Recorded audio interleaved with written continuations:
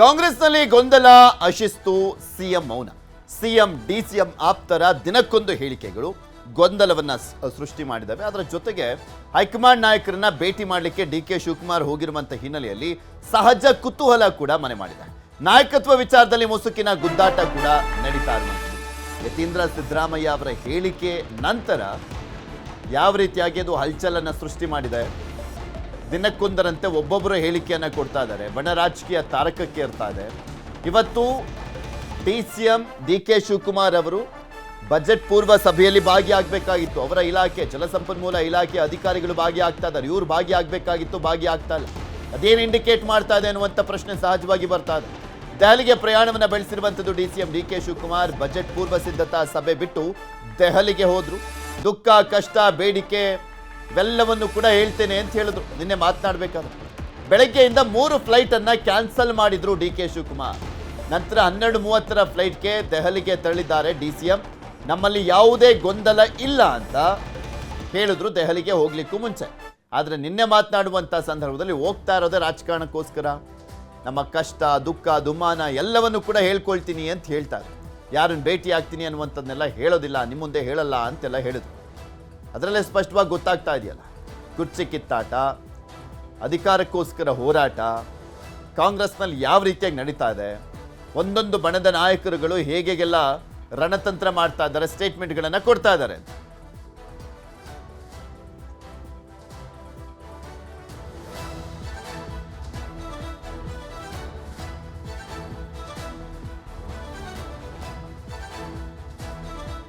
ದಿನಕ್ಕೊಂದು ಹೇಳಿಕೆಗಳು ಸಹಜವಾಗಿ ಕಾಂಗ್ರೆಸ್ನಲ್ಲಿ ಸಾಕಷ್ಟು ಗೊಂದಲವನ್ನು ಸೃಷ್ಟಿ ಮಾಡ್ತಾ ಇದೆ. ಹೈಕಮಾಂಡ್ ಅದಕ್ಕೆ ತೆರೆ ಎಳಿಬೇಕಾಗಿತ್ತು, ಇದುವರೆಗೂ ತೆರೆ ಎಳೆದಿಲ್ಲ. ಆಲ್ಮೋಸ್ಟ್ ಒಂದು 5-6 ತಿಂಗಳಿಂದಲೂ ಕೂಡ ಹಿಂಗೆ ಹಗ್ಗ ಜಗ್ಗಾಟ ಮುಂದುವರೆದಿದೆ.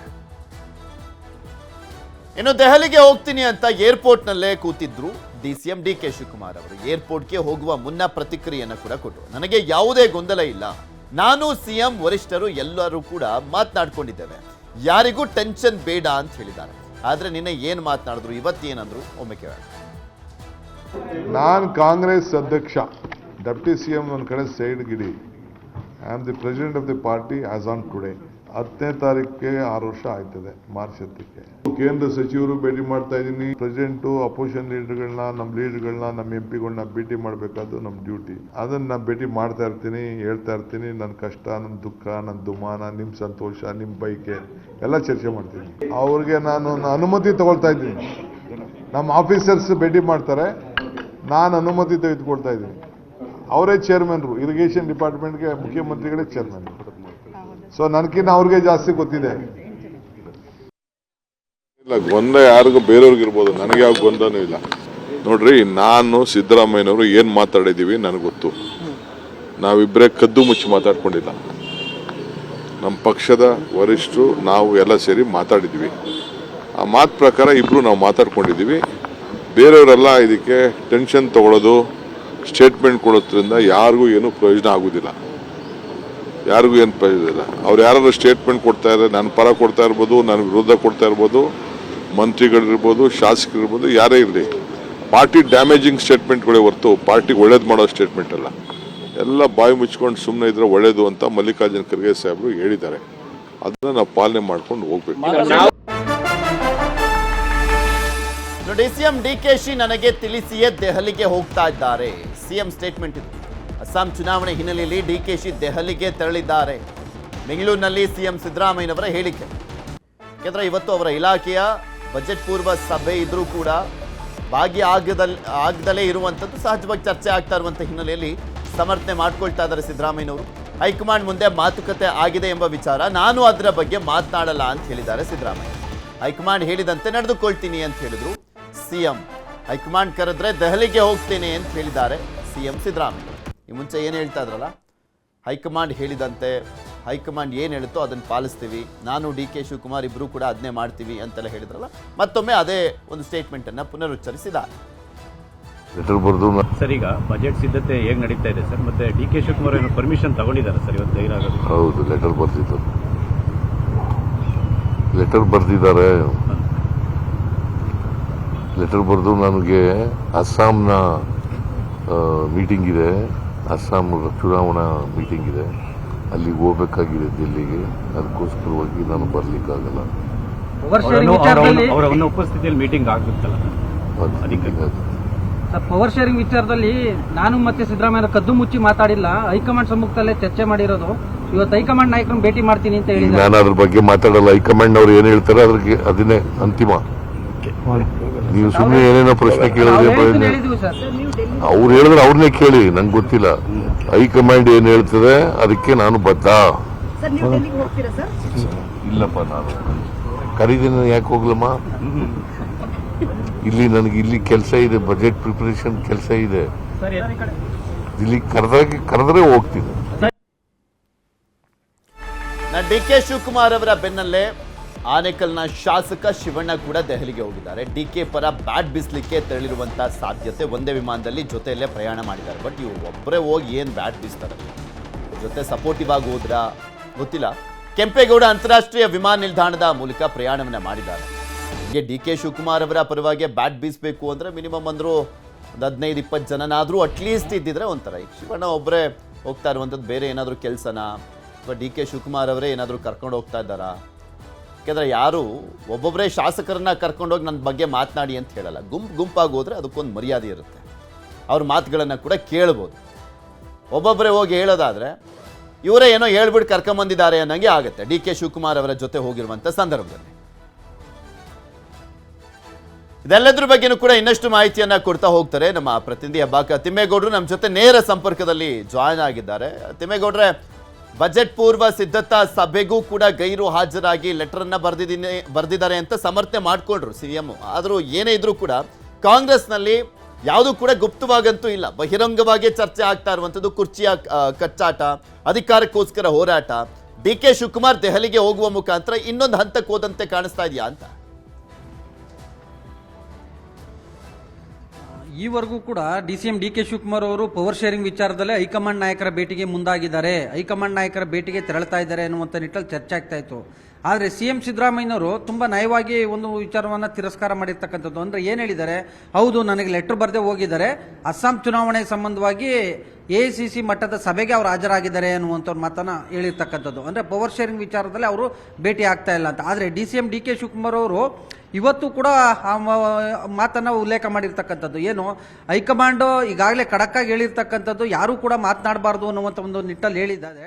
ಆದರೆ ಯತೀಂದ್ರ ಸಿದ್ದರಾಮಯ್ಯನವರು ಪದೇ ಪದೇಯಾಗಿ ಮಾತನಾಡ್ತಾ ಇದ್ದಾರೆ, ಅದನ್ನು ಹೈಕಮಾಂಡ್ ಲೆವೆಲಲ್ಲಿ ಮಾತನಾಡ್ತೀನಿ ಎನ್ನುವಂಥ ನಿಟ್ಟಲ್ಲಿ ಪರೋಕ್ಷವಾಗಿ ಒಂದು ಹೇಳಿಕೆಯನ್ನು ಕೂಡ ಕೊಟ್ಟಿರ್ತಕ್ಕಂಥದ್ದು. ನಿನ್ನೆ ವಿಧಾನಸೌಧದಲ್ಲಿ ಸುದ್ದಿಗೋಷ್ಠಿ ನಡೆಸುವಂಥ ಒಂದು ಸಂದರ್ಭದಲ್ಲೂ ಕೂಡ ನಾನು ಹೈಕಮಾಂಡ್ ಮುಂದೆ ನಿಮ್ಮ ಬಯಕೆಯನ್ನು, ನನ್ನ ಬಯಕೆಯನ್ನು, ನನ್ನ ಹಿತೈಷಿಗಳ ಬಯಕೆಯನ್ನು ಎಲ್ಲವನ್ನು ಕೂಡ ಹೈಕಮಾಂಡ್ ಮುಂದಿಡ್ತೀನಿ ಎನ್ನುವಂಥ ಮಾತನ್ನು ಹೇಳಿದರು. ಸೊ ಹೀಗಾಗಿ ಎಲ್ಲೋ ಒಂದು ಕಡೆಯಾಗಿ ಡಿಸಿಎಂ ಡಿ ಕೆ ಶಿವಕುಮಾರ್ ಅವರು ಪವರ್ ಶೇರಿಂಗ್ ವಿಚಾರದಲ್ಲೇ ಭೇಟಿ ಆಗ್ತಾ ಇದ್ದಾರೆ ಎನ್ನುವಂಥ ಒಂದು ನಿಟ್ಟಲ್ಲಿ ಚರ್ಚೆ ಆಗ್ತಾ ಇತ್ತು. ಆದರೆ ಈ ವಿಚಾರದಲ್ಲಿ ಅಸ್ಸಾಂ ಚುನಾವಣೆ ಸಂಬಂಧವಾಗಿ ಅವ್ರು ಭೇಟಿ ಆಗ್ತಾ ಇದ್ದಾರೆ.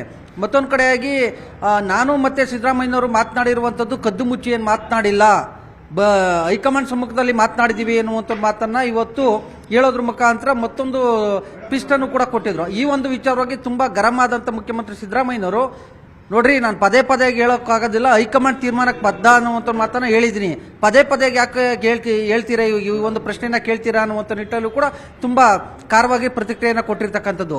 ಅಷ್ಟೇ ಅಲ್ಲ, ಡಿಸಿಎಂ ಡಿ ಕೆ ಶಿವಕುಮಾರ್ ಅವರು ಹೇಳಿದ್ರೆ ಅವರನ್ನೇ ಕೇಳಿ, ನನ್ನ ಮುಂದೆ ಪದೇ ಪದೇ ಕೇಳಬೇಡಿ, ನಾನು ಬಜೆಟ್ ಪ್ರಿಪರೇಷನಲ್ಲಿ ಇದ್ದೀನಿ, ನಾನು ಯಾಕೆ ಹೋಗೋಣ, ಕರೀದಲೇ ಹೈಕಮಾಂಡ್ ನಾಯಕರನ್ನು ನಾನು ಯಾಕೆ ಭೇಟಿ ಆಗೋಣ ಅನ್ನುವಂಥ ಒಂದು ನಿಟ್ಟಲ್ಲಿ. ಸೊ ಅಲ್ಲಿಗೆ ಒಂದು ಕ್ಲಾರಿಟಿಯಾಗಿ ಸಿಎಂ ಸಿದ್ದರಾಮಯ್ಯನವರು ಹೇಳ್ತಾ ಇರ್ತಕ್ಕಂಥದ್ದು ಪವರ್ ಶೇರಿಂಗ್ ವಿಚಾರದಲ್ಲಿ, ಅಂದರೆ ಪವರ್ ಶೇರಿಂಗ್ ಇಲ್ಲ ಅನ್ನುವಂಥ ಒಂದು ಸಂದೇಶವನ್ನು ರವಾನೆ ಮಾಡ್ತಾ ಇರ್ತಕ್ಕಂಥದ್ದು. ಈ ಎಲ್ಲ ಬೆಳವಣಿಗೆಗಳ ನಡುವೆ ಇವತ್ತು 2 ವಿಮಾನಗಳನ್ನು ರದ್ದು ಮಾಡಿ, ಅಂದರೆ ಸ್ಟಾರ್ಟಿಂಗು ಬೆಳಿಗ್ಗೆ 9:30ಕ್ಕೆ ಹೊರಡಬೇಕಾಗಿರ್ತಕ್ಕಂಥ ಡಿಸಿಎಂ ಡಿ ಕೆ ಶಿವಕುಮಾರ್ ಅವರು 11 ಗಂಟೆ ಫ್ಲೈಟನ್ನು ಬುಕ್ ಮಾಡಿದ್ರು. ಅದಾದ ಬಳಿಕ 11 ಗಂಟೆ ಫ್ಲೈಟನ್ನು ಕ್ಯಾನ್ಸಲ್ ಮಾಡಿ ಮತ್ತೆ 12 ಗಂಟೆ ಫ್ಲೈಟನ್ನು ಬುಕ್ ಮಾಡಿಕೊಂಡು ಇದೀಗ ನವದೆಹಲಿಯತ್ತ ಪ್ರಯಾಣವನ್ನು ಬೆಳೆಸಿದ್ದಾರೆ.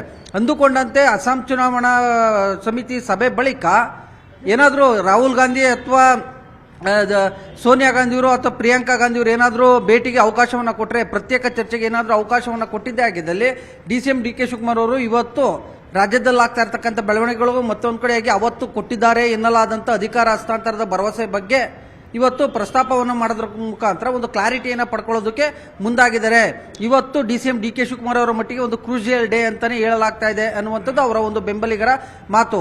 ಒಟ್ಟಲ್ಲಿ ಹೇಳ್ಕೊಂಡ್ರೆ ಯತೀಂದ್ರ ಸಿದ್ದರಾಮಯ್ಯ ಅವರ ಸ್ಟೇಟ್ಮೆಂಟ್ ಇಂದನೂ ಕೂಡ ಏನಾದ್ರು ಡಿಸ್ಟರ್ಬ್ ಆಗಿದಾರಾ, ಅಸಮಾಧಾನ ಅನ್ನುವಂಥದ್ದು ಕಾಡ್ತಾ ಇದೆಯಾ DK ಶಿವಕುಮಾರ್ ಅವರಿಗೆ? ಯಾಕೆಂದ್ರೆ ಲೆಟರ್ ಅನ್ನ ಬರೆದಿದ್ದಾರೆ. ಅವ್ರು ವೈಯಕ್ತಿಕವಾಗಿ ಕರೆಯನ್ನ ಮಾಡ್ಬಿಟ್ಟು ಇಲ್ಲ ಬರ್ತಾ ಇಲ್ಲ ಅಂತ ಹೇಳಿಲ್ಲ, ಅಂದ್ರೆ ಬಹಿರಂಗವಾಗಿ ನಾನು ಅಸಮಾಧಾನಗೊಂಡಿದ್ದೇನೆ ನಿಮ್ಮ ಮಗನ ಸ್ಟೇಟ್ಮೆಂಟ್ ಇಂದ, ನಿಮ್ಮ ನಡೆಯಿಂದ ಅನ್ನುವಂಥದ್ದನ್ನ ಕೂಡ ಏನಾದರೂ ತೋರಿಸ್ತಾ ಇದ್ದಾರೆ DK ಶಿವಕುಮಾರ್ ಇವತ್ತು ಗೈರು ಹಾಜರಾಗುವ ಮುಖಾಂತರ ಜಲಸಂಪನ್ಮೂಲ ಇಲಾಖೆಯ ಸಭೆ ಇದ್ರೂ ಕೂಡ?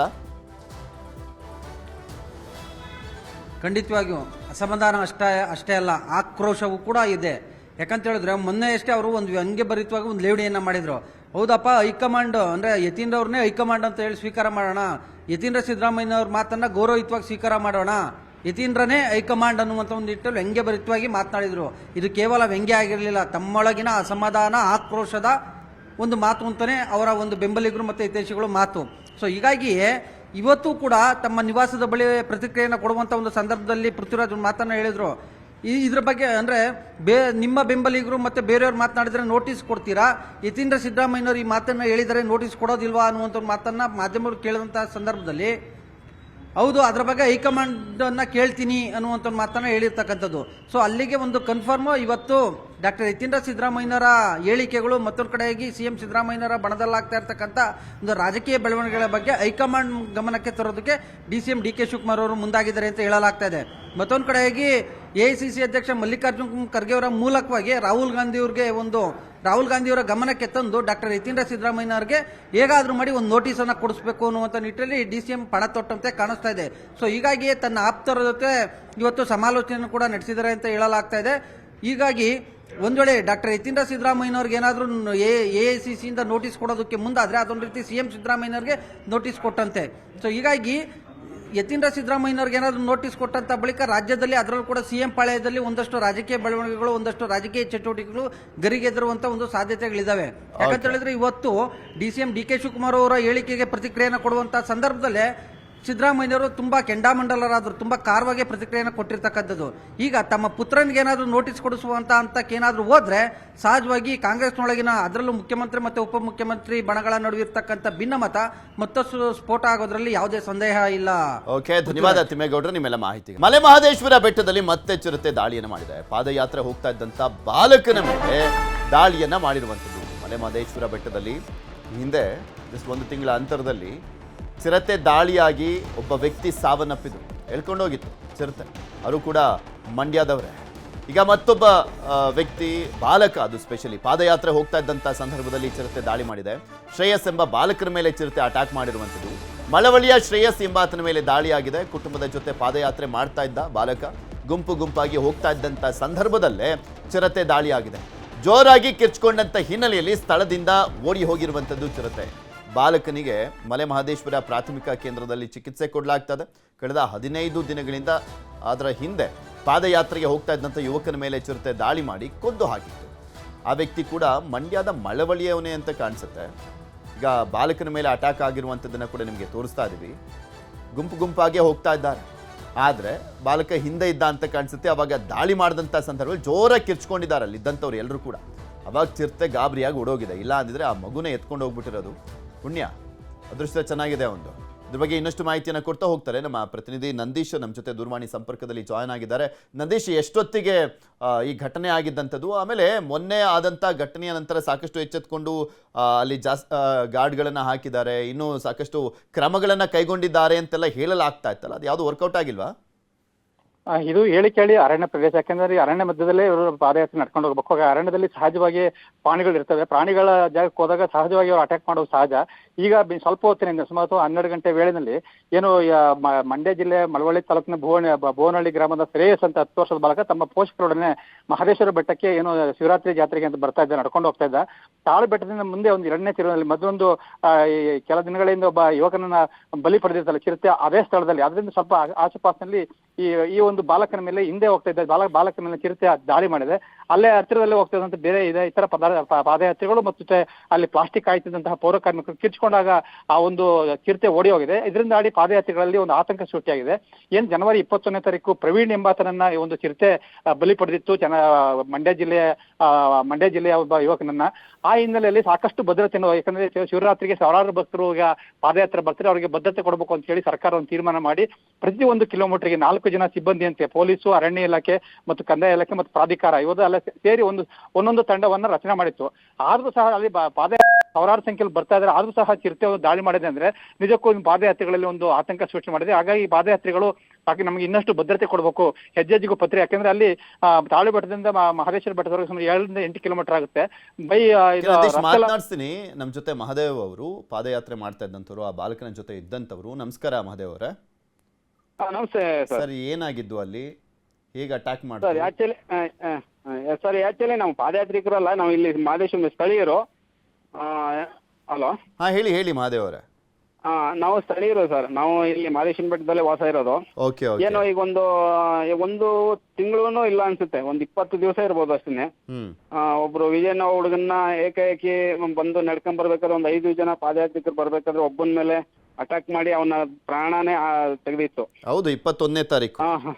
21ನೇ ತಾರೀಕು. ಈಗ ನಮ್ಗೆ ಸಾಕಷ್ಟು ಶಿವರಾತ್ರಿ ಇನ್ನೂ ಜನ ಸ್ಟಾರ್ಟ್ ಆಗಿಲ್ಲ ಸರ್. ಇನ್ನೇನೋ ಇನ್ನೊಂದ್ 2-3 ದಿವಸ ಆದ್ರೆ ಜನ ಪೂರ್ತಿ ಎಲ್ಲ ಪಾದಯಾತ್ರಿಗಳೇ. ಏನು ನಾವು ಮಹದೇಶ್ವರ ಬೆಟ್ಟದಲ್ಲಿ ಶಿವರಾತ್ರಿ ಜಾತ್ರೆ ಜನ ನೋಡ್ತಾ ಇದೀವಿ ಸರ್. ಇದರಲ್ಲಿ ಅರ್ಧ ಭಾಗ ಪಾದಯಾತ್ರಿಕರೇ ಬರ್ತಾರೆ. ಸುಮಾರು ಒಂದು 4 ರಿಂದ 6 ಲಕ್ಷ ಜನ ಸೇರ್ತಾರೆ. ಅದ್ರಲ್ಲಿ ಅರ್ಧ ಜನ ಪಾದಯಾತ್ರಿಕರೇ ಬರ್ತಾರೆ ಸರ್. ಇಲ್ಲಿ ನಮ್ಗೆ ರಾಮನಗರ, ಚನ್ನಪಟ್ಟಣ ಈ ಕಡೆ ಎಲ್ಲಾ ಜಿಲ್ಲೆಯಿಂದಲೂ ಸುಮಾರು 3-4 ಜಿಲ್ಲೆಯಿಂದ ಭಕ್ತರು ಬರ್ತಾ ಇರ್ತಾರೆ ಪಾದಯಾತ್ರಿಕರುಗಳೇ. ಸರ್ ಏಕಾಏಕಿ ನೋಡಿ ಈ ರೀತಿ ಆದ್ರೆ ತುಂಬಾ ಅವ್ರಿಗೆ ಭಯ ಸೃಷ್ಟಿ ಆಗುತ್ತೆ. ಮತ್ತೆ ಸರ್ ಭದ್ರತೆ ಯಾವ ರೀತಿ ಇದೆ ಅಂತ ಅವರೆಲ್ಲ ಒಂದು ಇದಾಗುತ್ತೆ. ಜಾಸ್ತಿ ಭದ್ರತೆ ಕೊಡ್ಬೇಕು ಸರ್. ಇವಾಗ ಹೆಂಗಾಗಿದೆ ಅಂದ್ರೆ ನಮ್ಗೆ ಈಗ ಈ ವರ್ಷದಿಂದ ಅಷ್ಟೇ ಈ ರೀತಿ ಚಿರತೆ ದಾಳಿ ನಾವು ನೋಡ್ತಾ ಇರೋದು. ಮೊದಲೆಲ್ಲ ನಮ್ಗೆ ಸೇಮ್ ಈಗ ಒಂದು 5-6 ವರ್ಷದಿಂದ ಈ ರೀತಿ ಘಟನೆಗಳು ನಾವು ಎಲ್ಲೂ ನೋಡಿಲ್ಲ ಸರ್. ಜಾಸ್ತಿ ಆಗ್ತಾ ಇದೆ ಅಂತ ಅನಿಸ್ತಾ ಇದೆ ಮಹದೇವ್ ಅವರೇ, ಸ್ಥಳೀಯರ್ ನೀವು, ನಿಮ್ಗೆ ನಮ್ಗೆ ಯಾಕೋ ಇದ್ರ ತುಂಬಾ ಒಂದು ಅನುಮಾನ ಇದೆ ಸರ್. ಇಲ್ಲಿ ನಮ್ಗೆ ಈ ಚಿರತೆಗಳು ದಾಳಿ ಮಾಡವೆ ಇಲ್ಲಿ ಯಾವ ನಮ್ಮ ಈ ಪ್ರದೇಶದ ಎಲ್ಲ ಅನಿಸ್ತದೆ ಸರ್. ಮತ್ತೊಂದ್ ಕಡೆ ಕಾಡು ನಾಶ ಆಗ್ತಾ ರೆಸಾರ್ಟ್ ಗಳೆಲ್ಲ ಬರ್ತಾ ಅವಾಗ ತಿನ್ನಕ್ಕೂ ಏನು ಇಲ್ದೇ ಇರೋ ಸಂದರ್ಭದಲ್ಲಿ ದಾಳಿ ಆಗ್ತಾ ಇದೆಯಾ ಅಂತ ಇಲ್ಲಿ? ಸರ್ ಇಲ್ಲ ಸರ್, ಈಗ ಮಾಮೂಲಿ ಕಾಡು ಎಲ್ಲಿದೆ ಅಲ್ಲೇ ಸರ್. ಯಾರು ಜನ ಏನು ಇಲ್ಲಿ ಮಹದೇಶ್ವರ ಬೆಟ್ಟ ಈ ಭಾಗದಲ್ಲಿ ಯಾರು ಅರಣ್ಯ ಒತ್ತುವರಿ ಮಾಡಿ ಯಾರು ಅರಣ್ಯದ ಒಳಗಡೆ ಪ್ರವೇಶ ಮಾಡಿಲ್ಲ ಸರ್. ಓಕೆ, ಯಾರು ಅರಣ್ಯ ಒತ್ತುವರಿ ಇಲ್ಲಿ ಮಹದೇಶ್ವರ ಬೆಟ್ಟ ಈ ಭಾಗದಲ್ಲಂತೂ ಆ ರೀತಿ ಯಾವ್ದು ಅರಣ್ಯ ಒತ್ತುವರಿ ಆಗ್ಲಿ ಇಲ್ಲ ಕಾಡು ನಾಶ ಆಗಿರೋದಾಗ್ಲಿ ಯಾವ್ದು ಆ ರೀತಿ ಕಂಡು ಬರ್ತಾ ಇಲ್ಲ ಸರ್. ಕಾಡು ಇಲ್ಲಿ ಚೆನ್ನಾಗಿಯೇ ಇದೆ, ಕಾಡು ಸಮೃದ್ಧಿಯಾಗಿ ಇದೆ. ಆದ್ರೆ ಇಲ್ಲಿ ದಾಳಿ ಮಾಡ್ತಾ ಇವೆಲ್ಲ ಈ ಪ್ರಾಣಿಗಳು ಮೋಸ್ಟ್ಲಿ ಈ ಭಾಗದವ ಎಲ್ಲ ಅನಿಸ್ತದೆ ಸರ್ ನಮ್ಮ ಒಂದು ಉದ್ದೇಶ. ಓಕೆ ನೋಡೋಣ. ಸಾಕಷ್ಟು ಕ್ರಮ ಕೈಗೊಂಡ ಮೇಲೂ ಕೂಡ ದಾಳಿಗಳಾಗ್ತಾ ಇದೆ. ಮೊದಲೇ ಶಿವರಾತ್ರಿ ಬೇರೆ 15ನೇ ತಾರೀಕು, ಹೆಚ್ಚಿನ ಸಂಖ್ಯೆಯಲ್ಲಿ ಭಕ್ತರು ಬರ್ತಾ ಇದ್ದಾರೆ, ಆತಂಕಗೊಂಡಿರ್ತಾರೆ. ಯಾವ ರೀತಿಯಾಗಿ ಇನ್ನಷ್ಟು ಕ್ರಮಗಳನ್ನು ಏನಾದರೂ ಕೈಗೊಳ್ತಾರಾ ಅಂತ. ಧನ್ಯವಾದ ನ್ಯೂಸ್ 18 ಜೊತೆ ಮಾತನಾಡಿದ್ದಕ್ಕೆ. ಸುಚಿತ್ರಾ ಕಮಲಾಕರ ಭಟ್ ಪ್ರೇಮ ಪುರಾಣ. ಸುಚಿತ್ರಾ ತಾಳಕ್ಕೆ ತಕ್ಕಂತೆ ಕುಣಿತಾ ಇದ್ದಂತೆ ಜ್ಯೋತಿಷಿ, ಪ್ರೇಯಸಿಯಂತೆ ತಾನು ಕೂಡ ರೀಲ್ಸ್ ಮಾಡ್ತಾ ಇದ್ದ. ಆ ಹುಡುಗಿ ಆಡಿಸ್ದಂಗೆ ಆಡ್ತಾ ಇದ್ದ. ಸುಚಿತ್ರಾ ತಾಳಕ್ಕೆ ತಕ್ಕಂತೆ ಕುಣಿತಾ ಇದ್ದಂಥ ಜ್ಯೋತಿಷಿ, ಯಕ್ಷಗಾನ ತಾಳಕ್ಕೆ ಹೆಜ್ಜೆ ಹಾಕಿದ್ದ ಕಮಲಾಕರ ಭಟ್. ಈ ರೀಲ್ಸ್ ನೋಡಿ ಖುಷಿ ಪಡ್ತಾ ಇದ್ಲಂತೆ ಸುಚಿತ್ರಾ. ದಿನಕ್ಕೊಂದು ವಿಡಿಯೋ ಆಡಿಯೋ ವೈರಲ್ ಆಗ್ತಾ ಇದೆ. ಆ ಕಾಮ ಪುರಾಣಗಳು 3 ಬಿಟ್ಟಂಥವ್ರು ಹೇಗೆಲ್ಲ ಮಾನ ಮರ್ಯಾದೆ ತೆಕ್ಕಳ್ಬೋದು ಅನ್ನೋದಕ್ಕೆ ಇವರಿಬ್ರದ್ದು ಒಂದು ಪ್ರಕರಣ ನೋಡಿ. ತೋರಿಸ್ತಾ ಇದ್ವಿ, ಅವಳು ಡ್ಯಾನ್ಸ್ ಆಡಿಸ್ತಾ ಇದ್ಲು, ಇವನು ಆಡ್ತಾ ಇದ್ದ.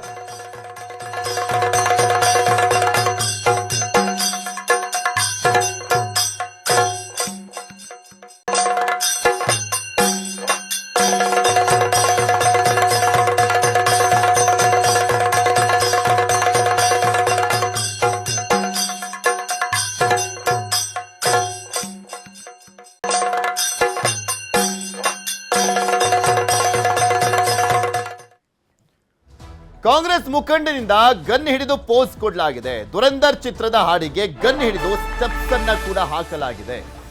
ಯಾರು ಕಾಂಗ್ರೆಸ್ ಮುಖಂಡ ಅಂದ್ರೆ ಶಾಸಕ MY ಪಾಟೀಲ್ ಆಪ್ತನಿಂದ ಗನ್ ಪ್ರದರ್ಶನ. FIR ಆಗ್ಬೇಕಿದಕ್ಕೆ. ಪೊಲೀಸರು ಒಬ್ಬೊಬ್ಬರಿಗೆ ಒಂದೊಂದು ರೂಲ್ಸ್ ಎಲ್ಲ ಮಾಡೋದು. ಒಂದು ಎಕ್ಸಾಂಪಲ್ ಕೊಡ್ತೀನಿ ನಿಮಗೆ. ಈ ಬಿಗ್ ಬಾಸ್ ಕಂಟೆಸ್ಟೆಂಟ್ಗಳಾಗಿದ್ರಲ್ಲ ವಿನಯ್ ಗೌಡ ಮತ್ತೆ ರಜತ್, ಮಚ್ಚಿಟ್ಕೊಂಡಿದ್ರು, ಲಾಂಗ್ ಇಟ್ಕೊಂಡಿದ್ರು ಅಂತ ಹೇಳ್ಬಿಟ್ಟು FIR ಹಾಕಿ ಆರ್ಮ್ಸ್ ಆಕ್ಟ್ 1959 ಅಡಿಯಲ್ಲಿ ಜೈಲಿಗೆಲ್ಲ ಹಾಕಿದ್ರಲ್ಲ. ಈಗ ಈತನ ಮೇಲೆ ಯಾವ ರೀತಿಯ ಕ್ರಮ ಕೈಗೊಳ್ತೀರಾ? ಅಫ್ಜಲ್ಪುರ ಕಾಂಗ್ರೆಸ್ ಮುಖಂಡ ಮತೀನ್ ಪಟೇಲ್ ಕಾರ್ನಲ್ಲಿ ಗನ್ ಹಿಡಿದು ಪೋಸ್ ಕೊಟ್ಟಿರುವಂತದ್ದು. ಮತೀನ್ ಗನ್ ಹಿಡಿದು ಡ್ಯಾನ್ಸು ಜಾಲತಾಣದಲ್ಲಿ ವಿಡಿಯೋ ವೈರಲ್ ಆಗಿದೆ. ಏನ್ ಕ್ರಮ ಕೈಗೊಳ್ತಾರೆ ನೋಡೋಣ ಪೊಲೀಸರು. ನೋಡಿ ನಿಮ್ಗೆ ತೋರಿಸ್ತಾ ಇದೀವಲ್ಲ, ಇದು ಆರ್ಮ್ಸ್ ಆಕ್ಟ್ ಅಡಿಯಲ್ಲಿ ಬರೋದಿಲ್ವಾ? ಏನ್ ಕ್ರಮ ಕೈಗೊಳ್ತೀರಾ? ದೊಡ್ಡವರ ಪ್ರಕರಣ ಅಂತ ಬಂದಂತ ಸಂದರ್ಭದಲ್ಲಿ, ಅದರಲ್ಲೂ ಸ್ಪೆಷಲಿ ಒಂದು ಪಕ್ಷದ ಮುಖಂಡರ ಪ್ರಕರಣ ಅಂತ ಬಂದಂತ ಸಂದರ್ಭದಲ್ಲಿ ಸೈಲೆಂಟ್ ಆಗೋದಾ? ಸಾರ್ವಜನಿಕರಿಗೆ ಅಥವಾ ನಿಮ್ಮ ಪಕ್ಷದ ಅಲ್ಲದವರಿಗೆ ಒಂದು ರೂಲ್ಸ್ ಆದ್ರೆ ಕಾಂಗ್ರೆಸ್ ಪಕ್ಷದವರಿಗೆ ಒಂದು ರೂಲ್ಸ್ ಇದೆಯಾ? ಕಾಂಗ್ರೆಸ್ ಮುಖಂಡನ ಆಪ್ತ ಶಾಸಕ MY ಪಾಟೀಲ್ ಅವರ ಆಪ್ತ ಮತೀನ್ ಪಟೇಲ್ ಅಂತ ನಿಮ್ಗೆ ತೋರಿಸ್ತಾ ಇದೀವಲ್ಲ, ದುರಂದರ್ ಸಾಂಗಿನ ಸ್ಟೆಪ್ಸ್ ಆಗ್ತಾ ಕೈಯಲ್ಲಿ ಗನ್ ಹಿಡ್ಕೊಂಡು ಪೋಸ್ಟ್ ಕೊಟ್ಟಿರೋದು ಮತೀನ್ ಪಟೇಲ್ ನಿಮ್ಗೆ ತೋರಿಸ್ತಾ ಇದೀವಲ್ಲ, ಈತನೇ ಕಾಂಗ್ರೆಸ್ ಮುಖಂಡ. FIR ದಾಖಲಾಗಬೇಕು. ರೂಲ್ಸ್ ಬ್ರೇಕ್ ಆಗಿದೆ.